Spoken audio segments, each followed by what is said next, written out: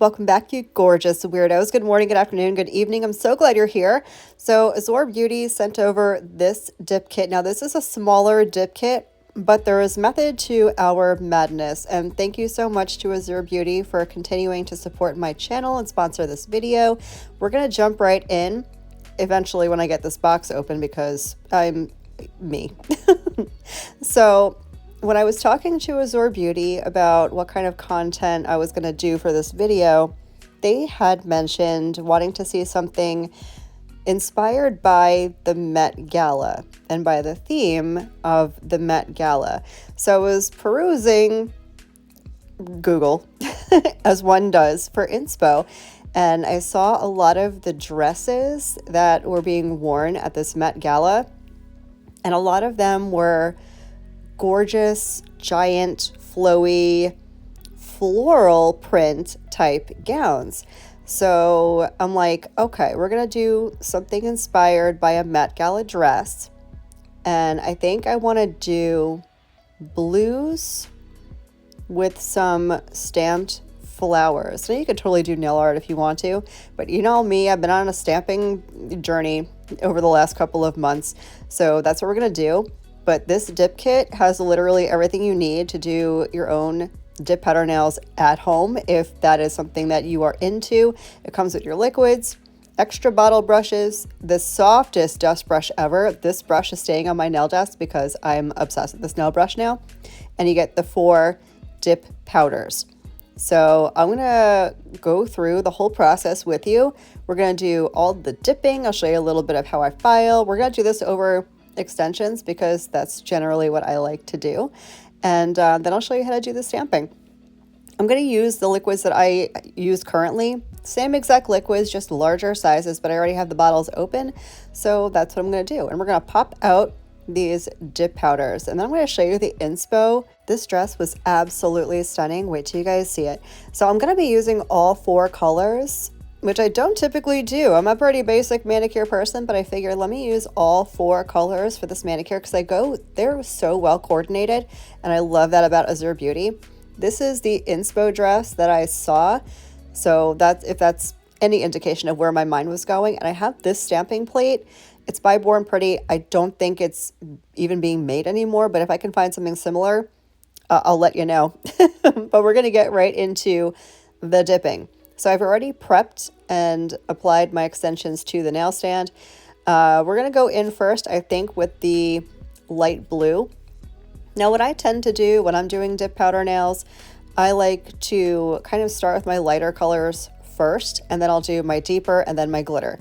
And here is my methodology, I guess, to that. So when you're using dip liquids or gel liquids or whatever liquids you want to use for your dip powder application, your brush can get stained pretty easily from a deep pigment or a glitter pigment. So I figure let me do my light colors first, the light blue and the white, before I get into the darker and the glitters. That way I don't wind up staining my brush and then transferring pigment from those deeper colors that are on my brush to the lighter colors. And the same with the glitter. I don't want to transfer a glitter using my base brush to one of the solid nails, so I'll leave the glitter nail for last. Does that mean this is what you have to do? Absolutely not. You can do this in any way you see fit. They are your nails. You do them in a way that works for you, but this is what works for me. And if you're wondering why I'm doing these on extensions, you must be new. Hi, hello, I'm Marlakris. I'm glad you're here. Consider subscribing if you like nail content. Consider giving the video a thumbs up if you like it at some point, because that really helps out my channel. Anyways, I do not do my natural nails. I did my natural nails as a content creator for 5+ years and definitely did some damage. And it's my fault. It's my fault, 100%. And because I have to do my nails so frequently, being a content creator is just easier and safer for me to demo how to do stuff on extensions. So that is why I am doing this. But if you want natural nail content, you can go back to my channel. I have, I think, over 400 videos on my channel, and most of it is natural nail content. So if that's what you want to see, hunt around because I have plenty of it. So I'm doing 2 coats total of the dip powder on these extensions. dusting off the powder in between each coat, and then after I'm done dipping. You don't have to do 2 dips. You can do as many or as few dips as you want. Again, if you're doing this on your natural nails, I would highly advise at least 2 dips, because I know a lot of y'all do not want thick nails. I totally get it. I don't like my nails thick either. However, if you're putting product like an enhancement or an overlay on your natural nails, you do need to build up a little bit of strength to prevent the nails from cracking, chipping, breaking, etc. And if you need to build an apex, if you have a little bit of a longer nail and you need extra strength in your stress point, like towards the center of your nail, you'll want to build an apex. I'll leave a video on how to do that up in the eye. But again, because I'm using extensions that already have a built-in apex, I don't need to do that. Work smarter, not harder. That's just what I do. I know that this isn't something that works for everybody, but again, everything that I do, you can do over your own natural nails. You can even do these if you have like a Gel X situation happening. You can do this right over your Gel X type situation and it'll work out just fine. So I went ahead and got that light blue down, and now I'm just going to pour the excess back into the jar. If you're wondering why I used the dip tray that this kit came with, it's simply because I'm, again, using extensions, and I just find it's easier to dip into that little tray than it would be to dip into the jar. So here's what 2 dips of that first light blue color looks like. It will look a little bit deeper, teeny tiny bit deeper once I activate, because you know the dip powder always looks darker when it's wet, right? So it's going to activate, get a little bit darker, but it's the most beautiful baby blue. It's so pretty. I'm going to get into, I think, the white now. Am I doing the white? I don't know. We're going to find out. Nope, I'm a big fat liar. I'm going to go into the dark blue. Do as I say and not as I do. Although I didn't have any staining issues with this color whatsoever, and you're going to see how beautifully opaque it is in just 2 dips. We're going to get into the white here in a little bit, but this blue, absolutely love it. It is gorgeous. It is pigmented, but again, it doesn't stain. Azure has never ceased to amaze me with their products, because how you can get a blue like this to be super opaque over a clear tip. I mean, everything's going to look opaque over your natural nail, right? Because you have flesh behind your nail. But over a clear extension, for a color to look this pigmented in 2 dips and not stain, literally mind blown. Anyways, we're going to do 2 full dips on just this one nail. I did 2 nails in the baby blue. Those are going to be my accent nails that I'm going to stamp over later. I'm only going to do 1 nail in the deep blue. I'm going to do 1 nail in the white and 1 nail in the glitter. And yes, I'm sitting here and waiting because this is the only nail I'm doing. I don't want to rush to dust off the excess and wind up smearing that dip powder and base off the nail and clogging up my nail brush. So you just really want to make sure you're hanging out and letting that nail sit and chill and dry down a little bit before you're dusting this off. This whole video is real time, and I'm not editing it a whole lot. So if you like the more real time, kind of chatty, kind of just hang out with me while I do some nails, if you like my longer videos, because I know I have some of y'all that are like, I want to sit and watch you for an hour. And I'm not going to do that. I'm not going to do that. Usually my nails don't even take me that long, especially when I'm working on extensions. It's pretty quick, you know? This video is 30-ish minutes long, and everything was pretty much real time except for dry time. I'm not going to make you sit here and watch nails dry. Although if you want to sit there and watch nails dry, let me know. I'm happy to put something together for you. I have no problem doing that. If you want to watch it, I will create it. But anyway, let me know. Let me know how you feel about longer videos and the real-time type stuff and hanging out and chit-chatting and all that jazz. So now that I finished with the blue, because I'm only doing that 1 nail, I'll put my powder back in the jar, dust out this little dip container. And if you are doing this at home and you don't have this kit and you are wondering what you could use in lieu of the dip container, use a cupcake liner. That's usually my go-to when I'm doing this kind of thing, but the kit came with this handy dandy little tray, so what the heck, I'm going to use it. And they dust right out. They, to my knowledge, don't really stain. You can rinse it out with soap and water if you need to, like when you're done with everything. Don't put acrylic or dip powder in a wet vestibule container. Don't do that. But They just right out. I had no issues. So now we're going to get into the white, and we're going to do the white on only one nail. We're going to do a white pinky nail. Why? Because I feel like it. I don't know. If you don't want to use white, you don't have to. I know white can be a tricky color to use sometimes. It can be very chalky because it does require a lot of pigment to be pigmented. Does that make any sense? That's why it can sometimes seem like a chalky powder. This did not give me any issues whatsoever, as you're going to see from the final result. Oh, and also, I should have maybe led with this, but if you are struggling with gel, if you have a gel allergy, sensitivity, if you don't want to use a UV LED lamp, I totally get it. This entire manicure is gel free, zero gel in this manicure whatsoever. I'll have a lot more no gel videos coming, as it turns out, and we can chat about this for a minute since I'm literally watching dip dry. Riveting video, Marla. Anyways, I recently Marie Kondo'd my entire house.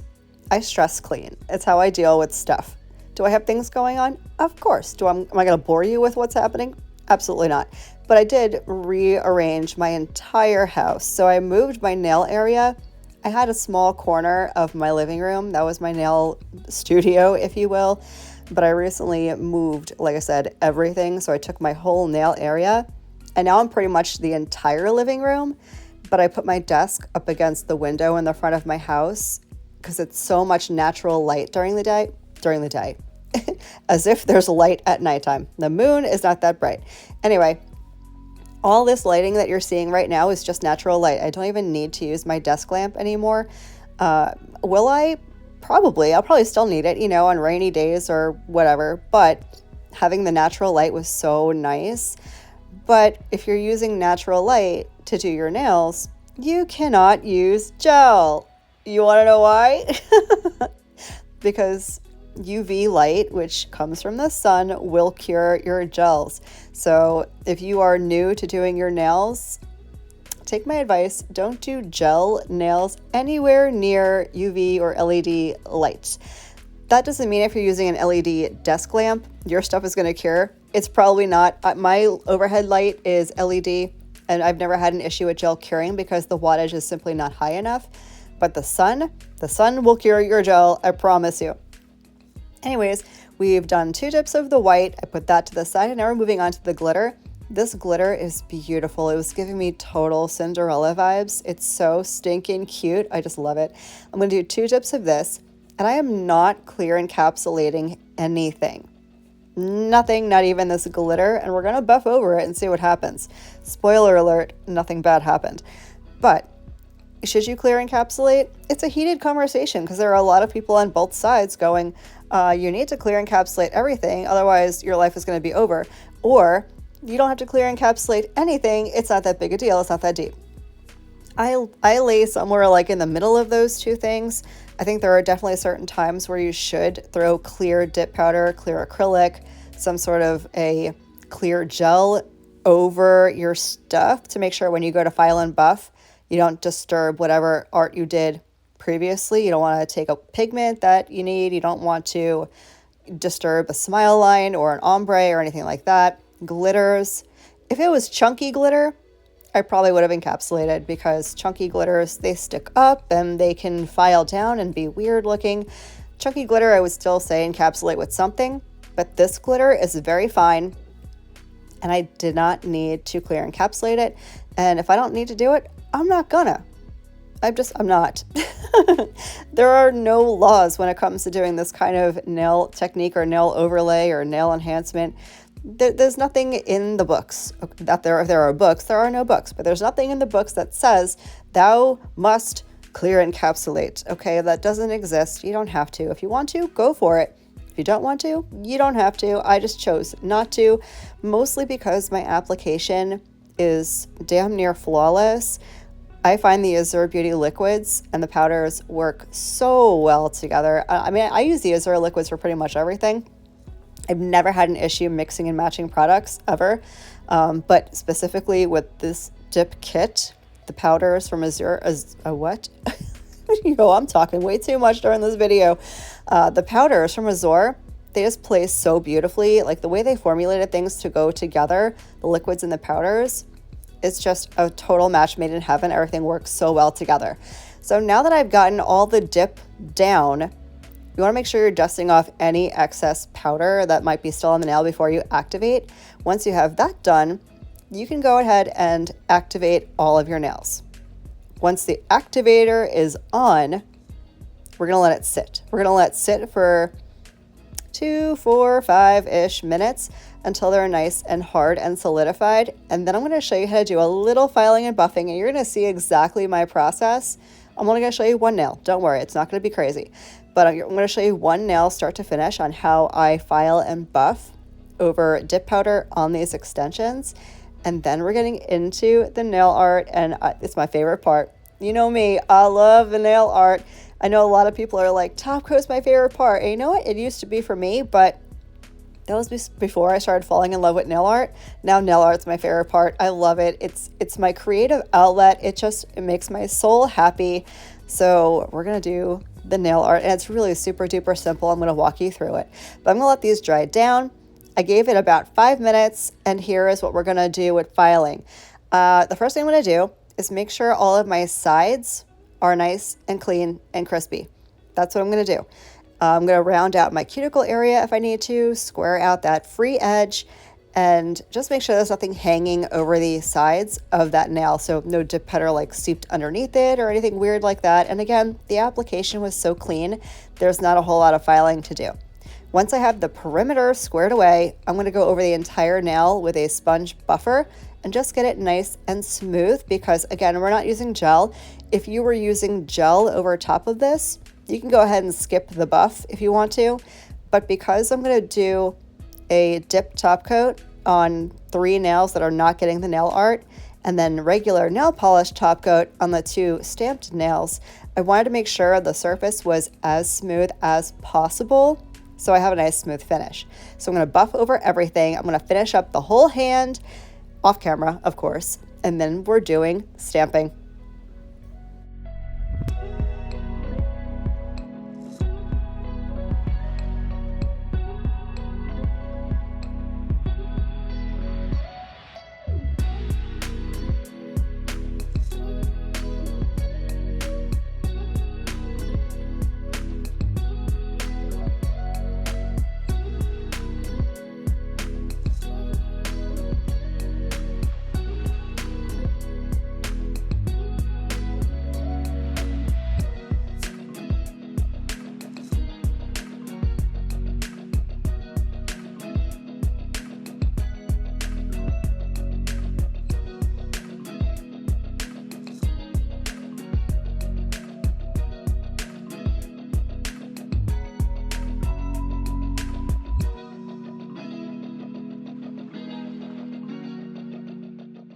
So I got everything filed, shaped, buffed, dusted off. Everything's clean and ready for nail art. These are the colors I'm going to be using. I got a green, a red, those are for the roses and the leaves, and a black for the outline. I'm also going to use 2 different stampers. I got one from Amazon and I got one from Maniology, and I'm using 2 because I'm doing 2 nails. I'm going to reverse stamp them both. You don't need to use 2 stampers. You'll just have to repeat the process all over again after you finish the first time. So you don't need 2 stampers. I just have them, so I'm going to use them.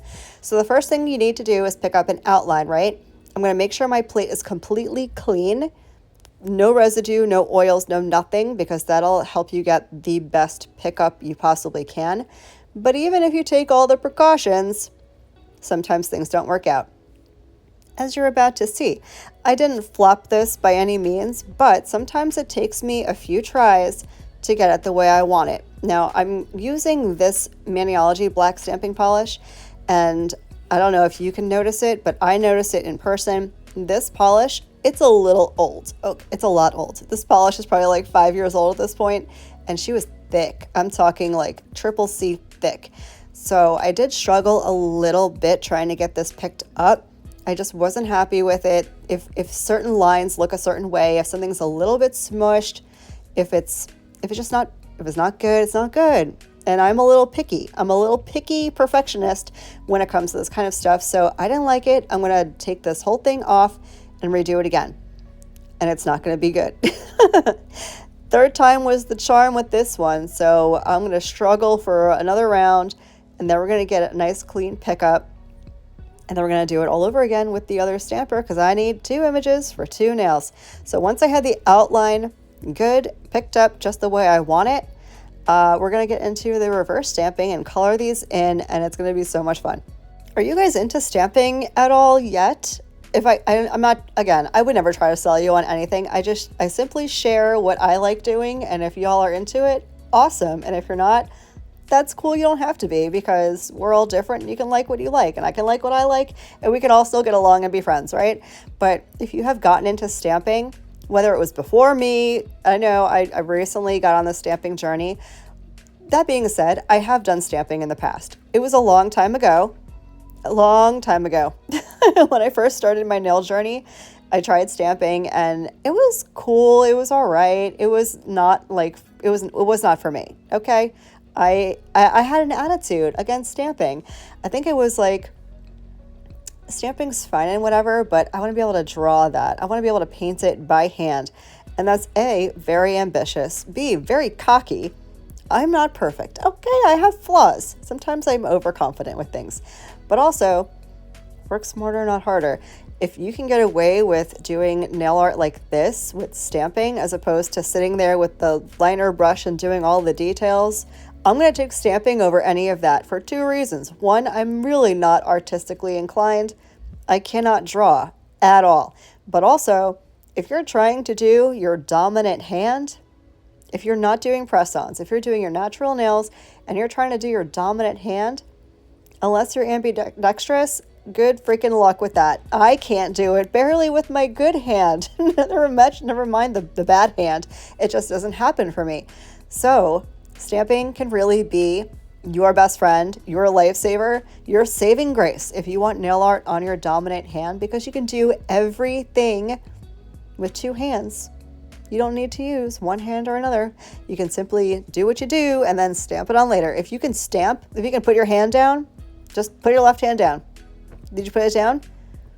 If you can do that, you can get a stamp on a nail. So I'm going to finish up trying to get this stupid stamp up perfectly the way I want it, and it won't take long, I promise. I won't keep you waiting here forever. And then we're going to get right into the reverse stamping.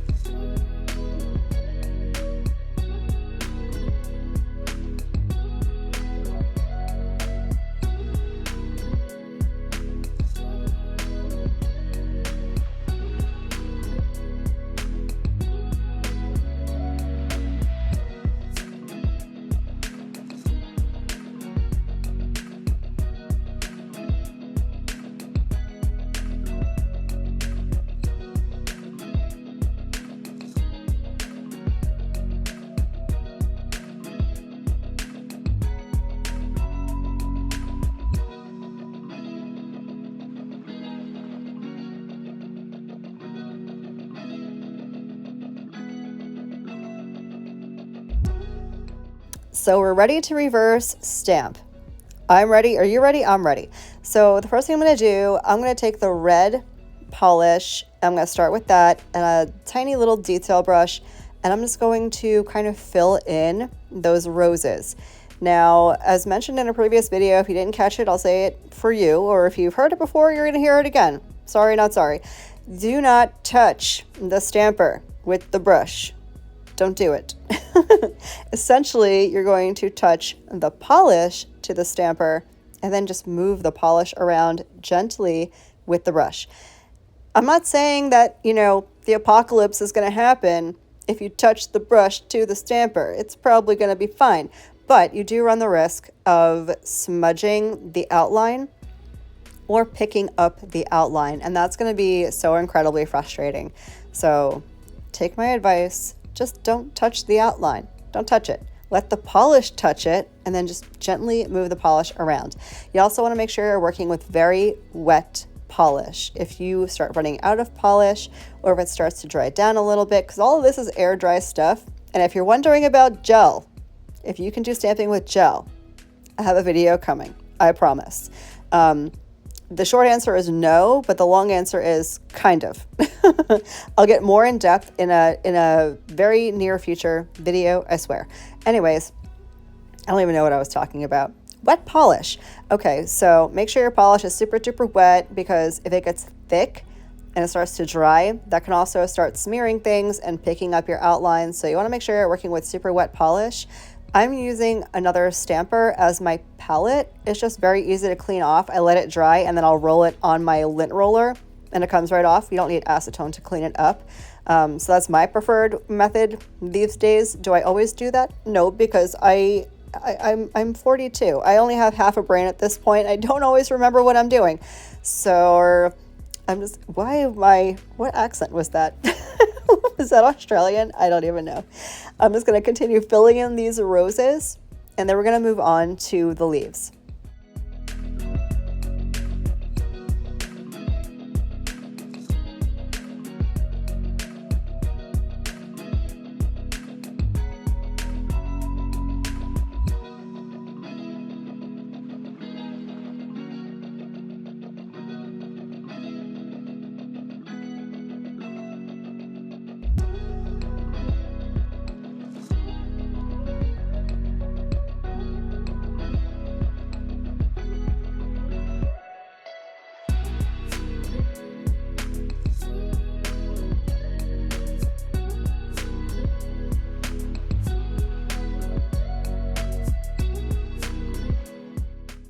So I got the roses done, and we're going to move on to the leaves. And I'm going to do the same thing that I was doing with the red. I'm just going to use the green and do the leaves. If you're wondering about staying in the lines and all that stuff, you definitely want to stay inside the perimeter lines, because bleeding out of the lines might look a little bit sloppy when stamped on the nail. But now that that red polish has dried down for a few minutes before I went in with the green, you can go right over the red if you need to, and you're not going to mess anything up. You just want to make sure you're staying within the perimeter of that stamped image. Once I have the green leaves done, you want to make sure you let this dry down for at least 10 minutes. Put them aside, leave them in a room. Why is my brain like this? Leave them alone for 10 minutes. I like to stash them in my nail lamp, because at least if my cats go on my nail desk, they can't like paw at them or lay on them or whatever, and there's fur everywhere. So I just leave them inside my nail lamp, like my gel lamp, turned off, doesn't have to be on. It shouldn't be on actually, but hide them in there, and then 10 minutes will go by and I'll come back and stamp the nails. Once you are ready to start stamping, you're going to want to put down a sticky base coat. Sticky base coat. Maniology has one. I like to use that. I'm going to show you how to use it here in a minute, but I've had a lot of questions recently about what you can use as a sticky base coat if you don't want to use the Maniology sticky base coat. Can you use gel? Can you use primer? The answer is yes. Yes to all. That was a Bruce Almighty moment. So what you're going to want to do is, if you're doing gel polish, you can do your 2 coats of gel polish or whatever it is that you want to do. Leave the tacky layer on the nail, and you can stamp right over the tacky layer after everything is cured. Gel base, cure your gel base, leave the tacky layer on, stamp the nail. If you're doing dip powder and you just want to use a gel primer because it's nice and tacky, do your gel primer. Let that gel primer dry down until it's tacky, stamp right on the nail. All of that works. But if you don't want to use gel, I like the Maniology sticky base coat. It takes about 30 to 60 seconds before it dries and it's completely tacky. So you're going to want to set that aside just for a minute. And then once it is dried down, you can simply stamp stamp the decals that we just made, the reverse stamping, right over the tacky layer. So while that's drying, I figured let me go ahead and top coat the other nails. And can you do dip top coat over stamping? Yeah, you can. You'll have to apply your smudge-free top coat first. We'll get into that later. I'll talk about that later. For now, I'm going to top coat these nails, which starts with activator. So I went ahead and I put down a coat of activator. I'm going to rub that off, sort of a little bit with a dry lint-free wipe. You can use a paper towel. I find this step to be incredibly key when doing dip top coat because you don't want to contaminate your brushes. If activator comes into contact with your gel top coat brush, it can quickly become hardened and useless, which nobody wants. So I like to just take all the precaution in the world, wipe off any excess activator that might be left on top of the nail before I go in with the top coat. Then you're going to want to go in with your top coat. Now the first coat, and you do need two, you need 2 coats of dip top coat. I don't know what the science is, it just is what it is. So the first coat is going to be the entire nail, cuticle to free edge, 3 quick strokes up or down the nail. Wipe off that brush before putting it back in the bottle, and then move on to the next nail. That's all you need to do for your first coat. Then you're going to want to let this sit and dry for just a few seconds. Because I'm only doing 3 nails, my timing is a little off, so you're going to see me sit and wait for a few seconds before going in for coat number 2. And then once you're ready, go in for coat number 2. Coat number 2 is the exact same way. You can take a little more time, be a little bit more detailed, throw an extra stroke on there if you need to. That's what he said. And then move on to your next nail. But because this is also an air dry product, you don't want to wait too long or take too much time because the product will start to dry down and then it's going to be streaky or weird or not dry right. So I like to just do it the same way both times. On the nail, 3-4 quick strokes, clean off my brush, and move on with my life. And then that can sit and dry. While that's sitting and drying, let's get our stamps on, shall we? Because this is my favorite part. Okay, so now the tacky base coat is tacky, the stamps are dry, and we can just put them right on the nail. And this is how easy it is, this is how quick it is, and this is how gorgeous these roses look over that blue dip powder. It's so freaking beautiful, I can't stand it.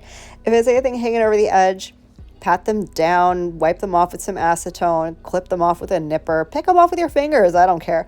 And then you can clean off your stamper if you need to, and move on to the next one. And that's it. I'm going to get the second stamp on, and then immediately after I get the second stamp on, I want to make sure I seal this in and start the dry down process because I want to get these on like ASAP. They're so freaking cute. I'm going to use the smudge-free top coat from Maniology. That is a non-negotiable. If you're doing stamping, you need a smudge-free top coat. I don't care which one you use. I like the one from Maniology. It will not smear your stamp because what can happen is certain top coats can reactivate the polish, which can cause it to streak and smear. But the Maniology smudge-free top coat is a water-based top coat, so it will not reactivate your polish and it will not smear. So I'm going to do a coat of the smudge-free top coat, let that dry down for a few minutes, and then we'll go in with our final top coat, which will be just a regular polished top coat. Whatever one you love, use that one. Mine's from Sally Hansen. We're going to get that on, and then we're going to be done.